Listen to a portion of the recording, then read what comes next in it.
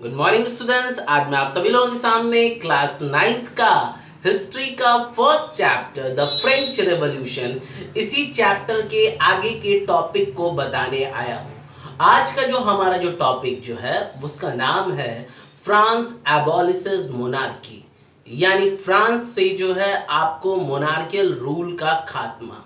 ठीक है, तो इस टॉपिक को शुरू करने से पहले मैं आपको ये बतला देना चाहूंगा, अगर आपने हमारे इससे पहले के वीडियोस को देखे होंगे तो उसमें मैंने आपको ये बतलाया था कि किस तरीके से जब लोगों को इस बात की खबर मिली कि राजा ने अपनी सेना को भेज दिया है, तो लोगों ने क्या किया कि वो जो है एक अपनी खुद की एक आर्मी बना लेते हैं, एक सेना बना लेते हैं और वो चैट्यूक्स के ऊपर अटैक कर देते हैं, जागीरों के घरों के ऊपर अटैक कर दिया जाता है, जिससे कि जागीरदार जो थे वो क्या करते हैं कि वो भागने के लिए मजबूर हो जाते हैं, अपने घरों को वो छोड़कर जो है दूसरे देशों के लिए जो है वो शरण लेने के लिए चले जाते हैं। इस सिचुएशंस को देखते हुए लुइस 16 ने ये फैसला लिया कि भाई ठीक है, नेशनल असेंबली को जो है वो मान्यता दे देते हैं और साथ ही साथ खुद भी जो है वो कॉन्स्टिट्यूशनल मोनार्क बनने के लिए तैयार हो जाते हैं।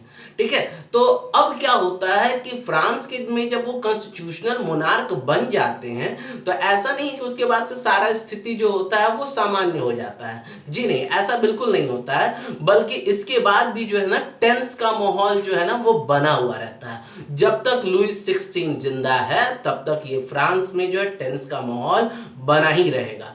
जानिए कैसे।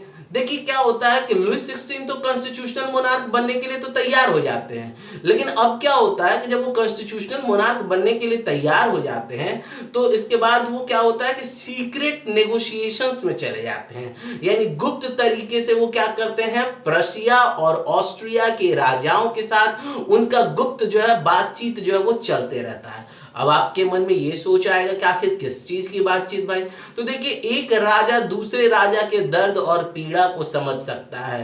ठीक है, तो लुइस 16 के साथ जो हुआ, फ्रांस में जो भी बदलाव हुए उसको लेकर और अन्य राजा जो है वो काफी विचलित थे। उन्हें इस बात का डर सता रहा था कि जो फ्रांस में जो घटना जो घटित हुई है कहीं वो उनके यहाँ ना हो जाए। ठीक है, तो इसलिए क्या होता है कि प्रशिया जो था वो तो नेबरिंग एरिया था, इसलिए उसने भी ये इस बात को जो है माना कि भाई जो फ्रांस में जो समर 1789 में जो घटनाएं जो घटित हुई हैं, ठीक है, उसको लेकर ये राजा जो है काफी जो है वो एक्टिव हैं।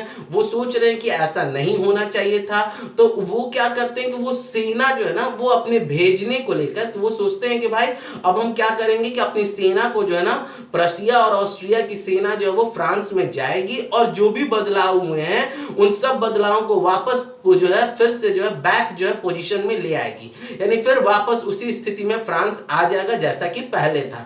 यह सोच के साथ प्रशिया और ऑस्ट्रिया के राजा जो है वो सेना भेजने के लिए जो है प्लानिंग करते हैं। ठीक है, तो प्रशिया तो वो पड़ोसी था, लेकिन ऑस्ट्रिया क्यों? ऑस्ट्रिया, याद कीजिए मैंने आपको पहले भी बताया था कि फ्रांस में जो राजा जो थे लुइस 16, ठीक है, उनकी शादी किससे हुई थी? मैरी एंटोनेट से। मैरी एंटोनेट कहाँ की राजकुमारी थी? तो ऑस्ट्रिया की। तो ऑस्ट्रिया की राजकुमारी थी, तो ऑस्ट्रिया के अब जो राजा जो हैं वो क्या हैं? लुइस 16 के ससुर जी हैं। तो ससुर जी को दामाद जी के साथ जो घटनाएं जो घटित हुई हैं ये उनको अब अच्छा नहीं लगा, तो ऑस्ट्रिया ने भी फैसला कर लिया, यानी ससुर जी ने भी फैसला कर लिया कि दामाद जी को हम उनका अधिकार और हक दिलाएंगे। लेकिन इससे पहले कि ये लोग अपनी सेना जो है वो फ्रांस में भेज पाते, इस स्थिति को जो है ना नेशनल असेंबली ने पहले से ही जो है ये सब कुछ स्थिति को भांप लिया था। उसे समझ में आ गया था कि लुइस 16 कहीं ना कहीं अंदर ही अंदर कोई चाल चल रहे हैं, तो इसलिए क्या किया गया कि नेशनल असेंबली ने जो है ना आपको ऑस्ट्रिया और प्रशिया के खिलाफ युद्ध जो है वो डिक्लेयर कर दिया, यानी यहां पर अब लड़ाई जो है वो छेड़ दिया गया है ऑस्ट्रिया और प्रशिया के खिलाफ। अब क्या हो रहा है, इस लड़ाई में जो है ना हजारों कार्यकर्ता स्वयंसेवी यानी वॉलेंटियर्स जो है ना अलग अलग शहरों से जो है वो ज्वाइन कर रहे हैं, सेना को ज्वाइन कर रहे हैं। क्यों ज्वाइन कर रहे हैं? क्योंकि उन्हें ये लड़ाई जो है, अब ये सोच रहे हैं कि ये लड़ाई जो है वो किसके खिलाफ है, मोनार्क और एरिस्टोक्रेट्स के खिलाफ ये लड़ाई है, ठीक है। और जब तक ये मोनार्क और एरिस्टोक्रेट्स को जब तक हम लोग हराएंगे नहीं, इनके जो है मिशन को फेल नहीं करेंगे, तब तक हमारा फ्रांस जो होगा वो रिपब्लिक नहीं बन पाएगा और ना ही डेमोक्रेटिक बन पाएगा, ठीक है। तो ये इसको लेकर जो है क्या हुआ कि हजारों वॉलंटियर्स जो है वो अलग अलग शहर से जो वो सेना में ज्वाइन करते हैं। अब क्या होता है कि जब ये सेना में ज्वाइन करते हैं, ठीक है, तो उसके बाद क्या होता है कि आपको एक व्यक्ति है जिनका नाम है रॉगेट डी एल स्ले। ये व्यक्ति जो है इन्होंने क्या किया था, ये एक गीत तैयार किए थे, उसका गीत का नाम था मार्सिलाइज। इस गीत का नाम था मार्सिलाइज, ध्यान दीजिएगा, मार्सिलाइज जो है वो गीत का नाम था, जो कि रॉगेट डी एल स्ले के द्वारा तैयार किया गया था। अब इस गीत को क्या हो रहा है ना कि इसी गीत को जो है ना गाते हुए ये जो है मार्सिलीज एक शहर है, ध्यान दीजिएगा, फ्रांस का एक शहर है मार्सिलीज। उस मार्सिलीज शहर के जो वॉलंटियर्स जो थे ना, वो इसी गीत को गुनगुनाते हुए जो है पेरिस शहर में मार्च कर रहे थे। पेरिस शहर में वो क्या कर रहे थे, इसी गीत को गुनगुनाते हुए मार्च कर रहे थे। और उसके बाद से ही जो है ना फ्रांस में जो है मार्सिलीज जो है वो फ्रांस का क्या हो गया, नेशनल एंथम हो गया, ठीक है। मार्सिलीज जो है वो क्या हो गया, फ्रांस का नेशनल एंथम डिक्लेयर कर दिया गया।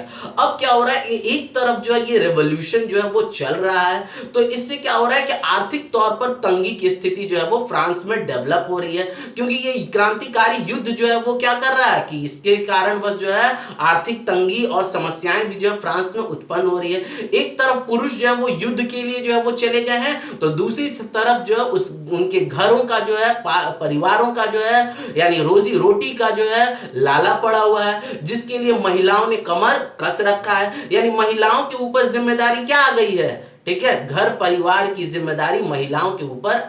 देखिए अब क्या होता है कि large sections of the people, यानी एक बड़ी जो है आबादी जो है ना, वो इस बात को मान रही है कि ये रेवोल्यूशन जो है ना, इस क्रांति को अभी और ज्यादा जो है जारी रखना चाहिए, इसे अंत यहीं पर नहीं करना चाहिए, बल्कि इसे और आगे भी जारी रखना चाहिए। ऐसा क्यों? ऐसा इसलिए क्योंकि जो कॉन्स्टिट्यूशन जो था 1791 का, वो पॉलिटिकल राइट्स जो था वो सिर्फ अमीरों को ही दिया था। आप याद कीजिए 1791 का कॉन्स्टिट्यूशन, जिसमें क्या किया गया था, 3 दिन का जो है सभी लोग जो वेजेस जो देंगे उन्हें एक्टिव सिटीजन्स में रखा जाएगा।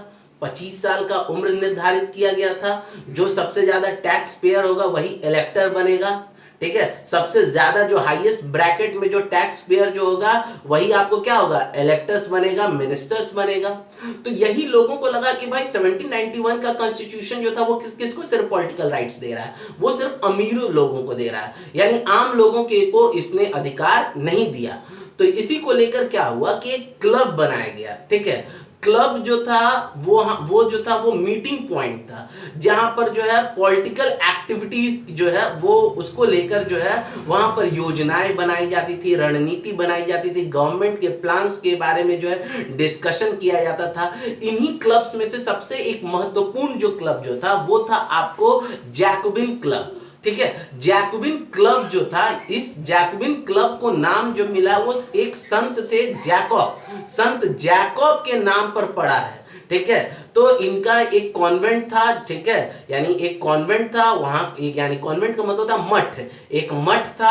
तो मठ क्या होता है, जहां पर किसी एक धर्म के जुड़े हुए लोग जो हैं, लोगों का ये एक बिल्डिंग होता है जहां पर वो किसी एक खास धर्म के लोग जो होते हैं, एक विचार के लोग जो हैं वो वहां पर बैठते हैं, ठीक है। तो वैसे ही यहाँ पर एक संत जैकब थे, उन्हीं के नाम पर क्या पड़ा, जैकोबिन क्लब पड़ा, ठीक है। तो ये जैकोबिन क्लब जो था ना, ये जो है सबसे पॉपुलर था कहां, फ्रांस का, ठीक है।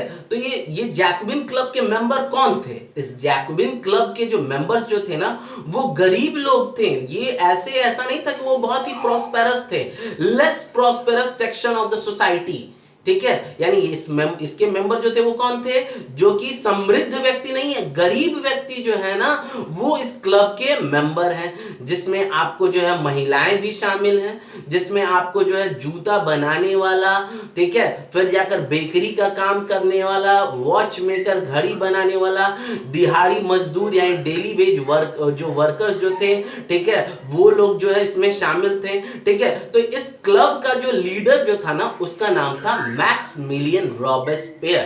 ठीक है, तो मैक्समिलियन रॉबेस्पियर जो थे वो क्या थे, वो इस क्लब के लीडर थे। ठीक है, तो आज के लिए फिलहाल इतना ही।